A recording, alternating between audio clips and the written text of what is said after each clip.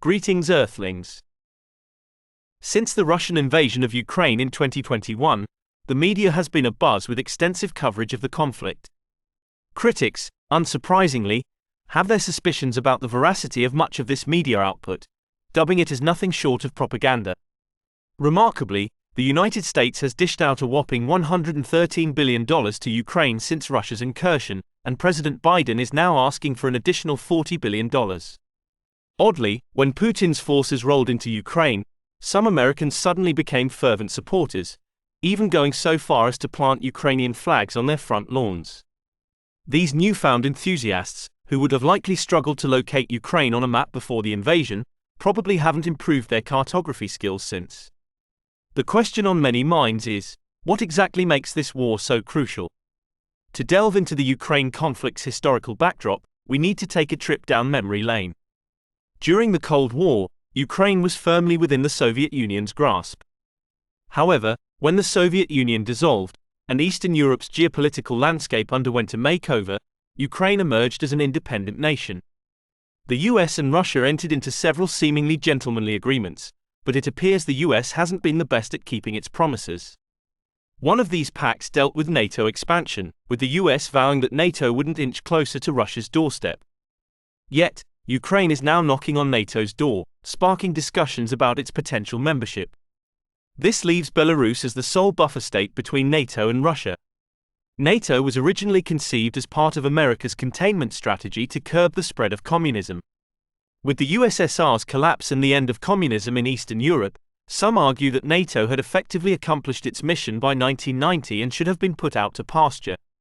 Given the United States' annual budget deficit soaring to around $2 trillion, there are valid questions about whether the country can still afford its multitude of overseas commitments. Some even argue that it's high time to shutter all American overseas bases and repatriate the personnel. It's crucial to understand that this war is the result of a long-standing ethnic conflict between Ukrainians and Russians, a simmering feud that has persisted for decades. The present war has gone on for over a decade. Putin's invasion didn't light the initial fuse.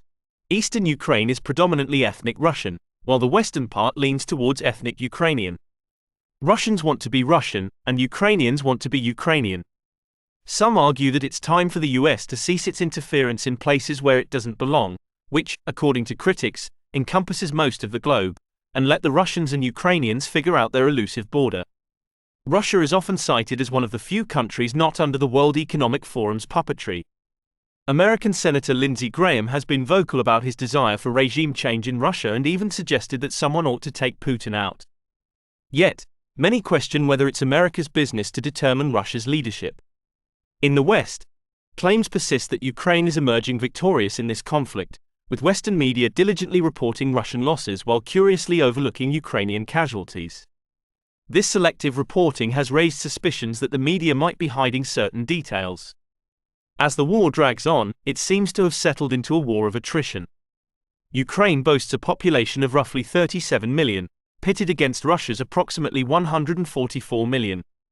In a war of attrition, it doesn't take a military strategist to guess who might run out of cannon fodder first. So, what's the outcome of the $150 billion investment, besides a tragic loss of Russian and Ukrainian lives? Interestingly, one thing hasn't changed. Putin is still firmly in charge of Russia. There have been allegations of substantial misappropriation of funds, including evidence suggesting that Ukrainian President Zelensky has acquired 2 yachts through intermediaries, among other extravagant purchases. It seems he's not the only Ukrainian government official to have profited from the war. The United States has not only provided financial aid but also military equipment to Ukraine, which has inevitably led to more lucrative contracts for the military-industrial complex.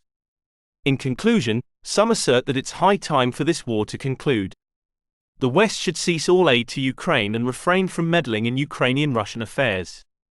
Instead, it might be best to let the Ukrainians and Russians sort out the border disputes independently, as some argue it's none of America's business to be involved.